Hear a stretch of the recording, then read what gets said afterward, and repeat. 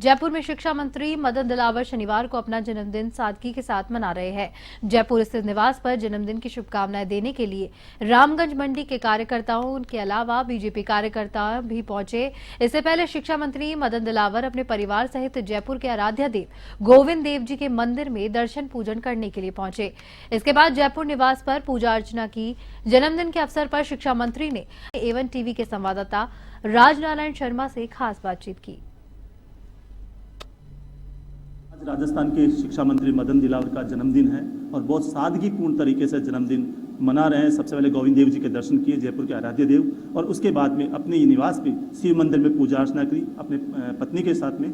और क्या सौगात आज के जन्मदिन पे राजस्थान के बच्चों को ये देंगे, शिक्षकों को ये देंगे। जानते हैं मदन दिलावर से बेबाक छवि के, बिल्कुल ईमानदार छवि के व्यक्ति हैं, जानते हैं इनसे। सर, आज जन्मदिन की बहुत बहुत शुभकामनाएं एवन टीवी की तरफ से। और बहुत बहुत धन्यवाद। जिस तरह से आपका बेबाक अंदाज है, ईमानदार है, आज क्या सौगात देना चाहेंगे प्रदेशवासियों का जन्मदिन? मैं कोई सौगात देने की मेरी हिम्मत भी नहीं है, न औकात है। मैं तो सब प्रदेशवासियों से आशीर्वाद लेना चाहता हूँ ताकि इस शिक्षा विभाग में सारे शिक्षा परिवार के लोग, हम सब लोग मिलकर के छात्रों के हित में गुणवत्तापूर्वक शिक्षा दे सकें। आप चुनाव में जाके आए, इस समय चुनाव के दौरे पे हैं, शायद कल ही आप पधारे हैं। क्या पूरे भारत में जहाँ जहाँ आप गए किस तरह की लहर देखने को मिल रही है?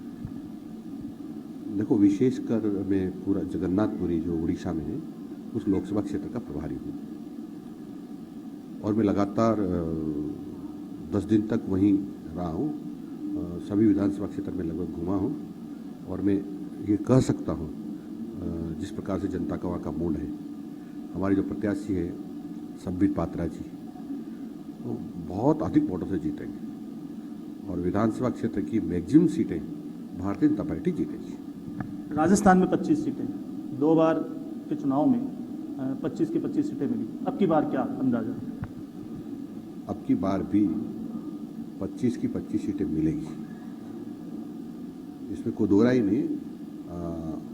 हमारे को भी या हमको भी कई बार ये भ्रम हो जाता है कि शायद 25 में से 1-2 सीट तो कोई विपक्ष ले जाएगा, पर ऐसा लग नहीं रहा है क्योंकि जनता का मूड तो यही था कि कब 26 तारीख आए, जो आके निकल गई है और जनता ने वोट दे दिया है। उनकी एक चीज थी कि जो राम को लाए हैं हम उनको लाए हैं और जिस प्रकार से मोदी जी पूरे देश का सर्वांगीण विकास कर रहे हैं और देश का मान और सम्मान बढ़ा रहे हैं, वो जनता के मन में अमिट छाप है। इसलिए सब ये सोच रहे हैं, सोचा है सबने, और जो चुनाव आने वाले हैं वो भी सोच रहे हैं कि हम सबको जिताएंगे और मिनिमम कर रहा हूँ, मिनिमम 400 सीटें भारतीय जनता पार्टी को पूरे देश में मिलेगी, यानी भारत देश में मिलेगी। सर, ये तो चुनाव की बात रही। अब एजुकेशन, चूँकि मुझे ऐसा लगता है कि मेरे पास एजुकेशन ही नहीं है, मेरे पास पंचायत राज मंत्रालय भी है। एजुकेशन की मैं बात करूं तो एजुकेशन में सभी लोग एक्सपेरिमेंट करते हैं, कभी ड्रेस कोड को लेके, कभी किताबों को लेके, कभी। तो क्या इसका मतलब बच्चों के पर एक्सपेरिमेंट क्यों? हम कोई एक्सपेरिमेंट नहीं कर रहे हैं। हम तो जो पहले से तय है कि सभी बच्चों को अपनी यूनिफॉर्म में विद्यालय आना चाहिए और एक जीसी में आना चाहिए, क्योंकि हमारे जो शिक्षा विभाग के अंतर्गत है वो गैर सरकारी भी आते हैं और सरकारी भी आते हैं। हम कोशिश कर रहे हैं कि बच्चों के मन में, यानी छात्रों के मन में ये हीन भावना पैदा नहीं हो कि मैं गरीब आदमी का बेटा हूँ, मैं शायद बड़े आदमी का बेटा होता तो मैं भी ऐसे ड्रेस पहनता। इसलिए एक रूपता लाने के लिए, सबको समान रूप से देखने के लिए ये लगे कि सब शिक्षा विभाग के छात्र हैं, इसलिए एक ही यूनिफॉर्म तय करने का हमारा प्रस्ताव है, विचार है। एक महात्मा गांधी स्कूलों को लेके बहुत लोगों में सवाल है, क्योंकि महात्मा गांधी स्कूल में बच्चों का एडमिशन नहीं हो पा रहा, दोबारा सरकार रिव्यू कर रही है। देखो, हम समीक्षा कर रहे हैं, हमने कभी ये नहीं कहा कि हम इनको बंद करेंगे। हमने ये कहा है कि छात्रों के हित में क्या होगा, क्या होना चाहिए, जिन्हें एक्सपर्ट की भी राय ले रहे हैं, बच्चों की भी राय ले रहे हैं, कई लोगों की राय लिखित में हमारे पास आ रही है, कई की ऑनलाइन आ रही है। वो सबके आधार पर विचार करेंगे और विचार करके जो निष्कर्ष निकलेगा वो करेंगे, और वो भी वो होना चाहिए जो छात्रों के हित में हो।